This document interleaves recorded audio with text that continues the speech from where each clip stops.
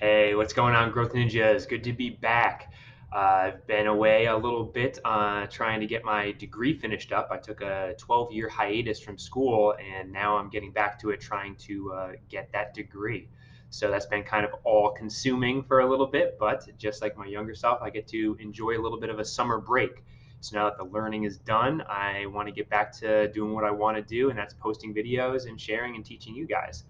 As a side note, I also cannot wait to share and unpack all of what I've learned from going back to school after 12 years. I look forward to definitely giving you guys some videos about how to return to classes after a long time, how to deal with online classes as an adult, and then also just how to excel at online classes or getting that online degree in the 2020s and what it takes to actually not just pass, but get the grades you want to get and the organizational skills it takes to get there. So really look forward to unpacking a bunch of that. But for now, I wanted to dive into a little bit about stress. And I feel like that's one of the biggest reasons as far as, why to grow, and its growth can offset stress or it can just diminish our creation of stress. And one of the ways that works is a very specific perspective of acceptance versus aversion. And I'll get into some of this a little bit, but first I wanted to talk about Dr. Lazarus and Dr. Folkman. They actually put out this awesome study. This was back in 1985. And what we learned from that is they gave us a model of stress that tells us some very interesting things. So this is an appraisal model of stress, which means that when an event happens, we have a subconscious appraisal of that event. And that basically falls into, okay, is this harmful or is this benefit us? So right off the bat, our conscious minds have no say in the matter. So it's our subconscious minds being like, is this harmful or is this benefit to us? If it's benefit to us, then yes, we're happy, life continues on, our emotional states are preserved. But if it falls to that other side of, oh, this is harmful, then it goes into a second appraisal of, well, do we have the tools to handle this harmful thing or do we not? So the second appraisal is challenge versus threat. So if it's a harmful thing, but we have the tools to handle it, then our subconscious deems that as this is a challenge and it doesn't put you into that stressful state. But if this is harmful and we agree that or our minds think that we do not have the tools to handle this thing, that's when it gets decided that, oh, this is a time to be stressed. That sends our parasympathetic nervous system amok and sends all those different neurochemicals into our brain that give us the unfortunate feeling of stress, that hypertension, that, pit in your gut type of feeling. So what this tells us, though, that's interesting about this model in particular, is that it's can be looked at subjectively. And what I mean by that is it is our own subconscious decision of whether this is harmful or a benefit to us. So what that means is this an event is not inherently harmful or inherently good. It's how we perceive it. So in this situation, if we look at something, say we get a serious injury, I've personally been on the receiving end of some of these, we can either look at this as like, oh my gosh, this is a terrible, terrible emergency situation. Boom, our hearts start to race and we start to freak out, enter shock or some other, very heightened stressful state. Or if we have a certain self-image or understanding that this environment, that this situation is not necessarily an emergency and there's just something we can do to handle it, then we can actually enter into those seemingly stressful situations without the stressful reaction, which I've learned throughout life is a very, very powerful thing. And I've kind of gone back to, well, what is the difference? And I realized that not all of it, but a big part of it is our self-image, which we may think of, well, what does that have to do with anything? Well, if we deem ourselves as this strong person, we are more likely to interpret events that happen to us on a moment to moment basis as not harmful. So what that means is, okay, when this moment comes up and a seeming threat happens, if we look at ourselves and like, oh, well, this isn't that big of a deal, we can handle this. And you might take another person with a lower self-image, put them in that same situation, and they're looking at like, oh my gosh, the world is ending, and they're going to be freaking out. So that, I think, is a very, very interesting and key point, that it's actually subjective. So tying this all back into, well, so why grow? one of the perks of that is that growth in general will improve your self-image, because by growing, by attacking new things and overcoming these new obstacles, you are inherently being able to view yourself as a stronger, more capable person. So I didn't really know about this study until actually just this past year when I was in college learning these classes. This was in my psychology class, and I learned about this. But I had already been doing a lot of thinking about this, and my terminology was different, but in general, I kind of had an idea of what was going on. So the way I looked at it before this study, and it goes hand in hand with this study, is we live our lives as interpretation or perception of a moment to moment to moment to moment existence.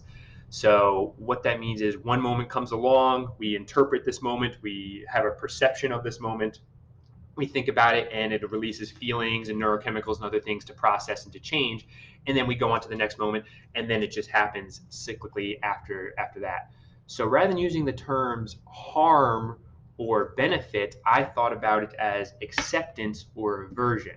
So same situation, an event happens, say, let's go back to, you got a test coming up. So you can either look at that as, oh my gosh, my teacher just told me we have a test in a week and I don't feel prepared. That will send you down that assessment of it as, okay, this is harmful. And then, do I have the tools to handle this? If you're not prepared for it, then no, you don't. Boom, you're in a stressful situation. So, like I said, going back to my terminology, I look at it as acceptance and aversion. So basically, this moment happens, and we either like, okay, I can handle this, and I accept that this is my reality.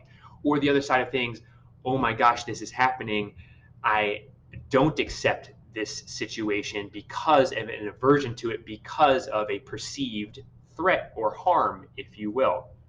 So the importance of this verbiage, though, is because it's your subconscious mind is very polarized. So it's either going to turn it into acceptance or aversion. Another way to look at these words, and I think it, generalizing it down but making it more impactful, acceptance is love. If you are accepting something, you are open to it, you are open to it being part of you, that is a form of love. And the feelings that you'll get from acceptance are in line with the benefits of love and the feelings of love. And then on the other side of things, obviously, aversion is fear. So therefore, when you're not accepting of the present moment, there is an innate fear in there, and that fear is what is going to cause you to release those neurochemicals, because you've deemed this as a harmful threat. Therefore, the stress neurochemicals will come out and your body will react accordingly with all of those negative, unfun feelings that you get from stress. So what this means is, first of all, it's the subconscious. So you don't have conscious control over this flow chart that your body goes through. So it comes down to your own self-image. So if you are a stronger person, you're going to be more accepting of life and the circumstances that come. So the more you're accepting, the more you're loving, the less you're fearing, the less you're stressing. So and you may ask, well, if we can't do anything about it, it's our subconscious, then what is the point of learning all this? Well, the point of learning all this is we can start by watching our minds. So when an event comes up, especially those ones that may be considered by most to be a stressful situation, know that your mind is going to pick acceptance or fear, and you will know based off of the feeling and what's going on in your body and how you feel at that time. And then if you are feeling stressed, just take a second to assess, like, hey, okay, so my subconscious made the determination here that I do not have the tools to handle this perceived harmful situation. And then just second guess it. Just look at it, well, this is my subconscious, doesn't know everything, and then sit there, rationalize it. Well, actually, this isn't the end of the world. For the example of a test coming up that your teacher told you about at the end of the week, so it's that you may get that feeling in your stomach initially, but then think about it and say, wait a second. I have friends who are doing well in the class. I have 5 days to prepare, so maybe I can set up a plan to then study enough, and then maybe I do have the tools to handle the situation.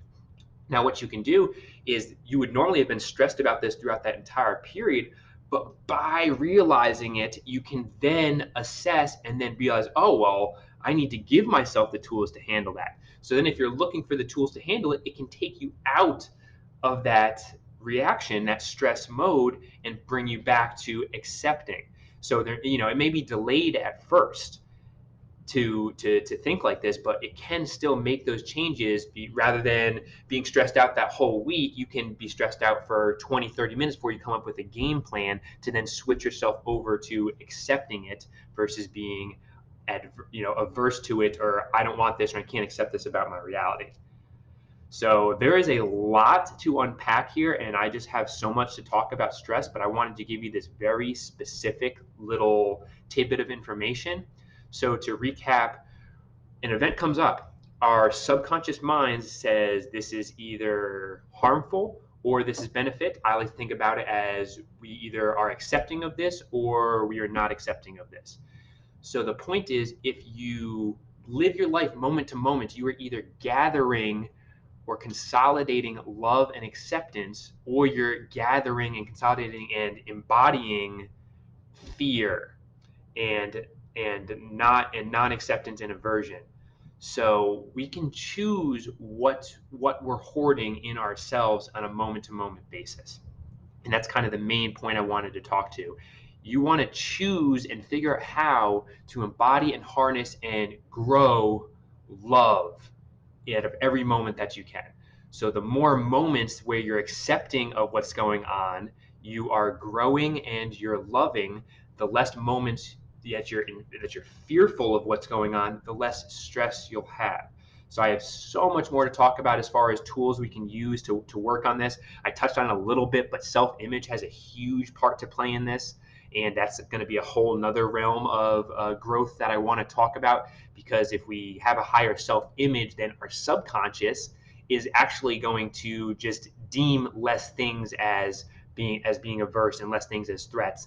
Therefore, without us doing any work, we're going to be harboring more acceptance and more love in our lives. So I hope this gave you something to think about and a tool you can use to move forwards. Like I said, I have so much more to unpack with some of this, but happy to be back and talking to you guys. Have a great rest of your day, and I love you all. Take care.